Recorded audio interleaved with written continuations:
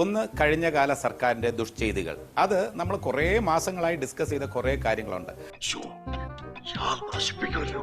അപ്പോൾ ഈ പ്രകടന പത്രികയിലെ പോസിറ്റീവ് വശം ഒരു സൈഡിൽ, മറു സൈഡിൽ കഴിഞ്ഞകാല സർക്കാരിന്റെ അത് പറയുകയാണെന്നുണ്ടെങ്കിൽ നിനക്ക് പിടിച്ചില്ലേ? ഇല്ല.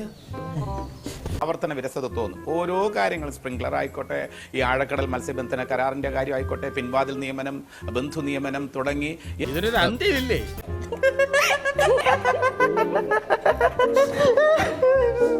അങ്ങനെ നെഗറ്റീവായിട്ടുള്ള കുറേ കാര്യങ്ങൾ ബാധകം. അങ്ങനെ മൈനസുകളുടെ ഒരു ഘോഷയാത്രയാണ് ഈ കഴിഞ്ഞകാല സർക്കാരിന്റെ ഭാഗത്തു നിന്നുണ്ടായത്. ഇതൊക്കെ നിഷ്പക്ഷരായിട്ടുള്ള വോട്ടേഴ്സിന്റെ മനസ്സിൽ ഒരു വല്ലാത്ത മുറിവായിട്ട് തന്നെ കാണും.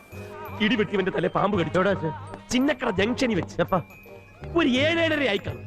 ഇവിടെ മൈത്തോണ്ടി നമ്മുടെ ഇപ്പോഴത്തെ അവസ്ഥയെ കുറിച്ച് ഞാൻ പറഞ്ഞതാ. മാത്രമല്ല, ഇത്തരം സംഭവങ്ങളിൽ അത് ഫ്ലഡ്സ് ആയിക്കോട്ടെ, ഫാമിൻസ് ആയിക്കോട്ടെ, മഹാമാരികളായിക്കോട്ടെ, അത് ഒരു സർക്കാരിന്റെ ഉത്തരവാദിത്വമാണ്. ആ സമയത്ത് കിറ്റ് കൊടുക്കുന്നത് ഔദാര്യമല്ല, ഇറ്റ് ഈസ് അവർ റൈറ്റ്, നമ്മുടെ അവകാശമാണ്. അത് കറക്റ്റായിട്ട് കൊടുത്തു എന്ന് പറയുന്നത് ഒരു ക്രെഡിറ്റ് ആയിട്ട് ഒരു സർക്കാർ അവകാശപ്പെടാൻ പാടില്ല. ഇടതുപക്ഷ സർക്കാരും സർക്കാരിന്റെ ആൾക്കാരും എല്ലാം പറയുന്നു, ഞങ്ങൾ കിറ്റ് തന്നില്ലേ, ഞങ്ങൾ പെൻഷൻ തന്നില്ലേ.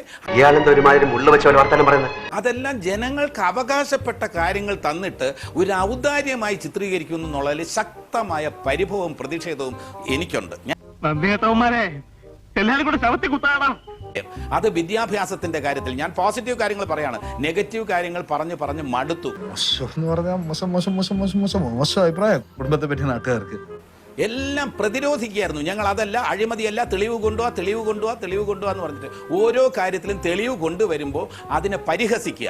അവമാനിക്കരുത്, ഞാൻ നല്ലൊരു കുടുംബത്തിൽ പറഞ്ഞവനാണ്. നീ നല്ല കുടുംബത്തിൽ പറഞ്ഞു, ഞാൻ പിന്നെ മറ്റേ കുടുംബത്തിൽ പറഞ്ഞാണല്ലോ. പിന്നെ ഇന്ത്യയുടെ ഭാഗമാണ് കേരളം. ഇവിടെ ലിറ്ററസിയുടെ കാര്യത്തിൽ, എഡ്യൂക്കേഷന്റെ കാര്യത്തിൽ മുന്നിൽ നിൽക്കുന്ന കേരളം ഇന്ന് അറിയപ്പെടുന്ന, ലോകം മുഴുവൻ അറിയപ്പെടുന്ന എങ്ങനെയാണ്? ഓരോ ദിവസവും ഓരോ അഴിമതി.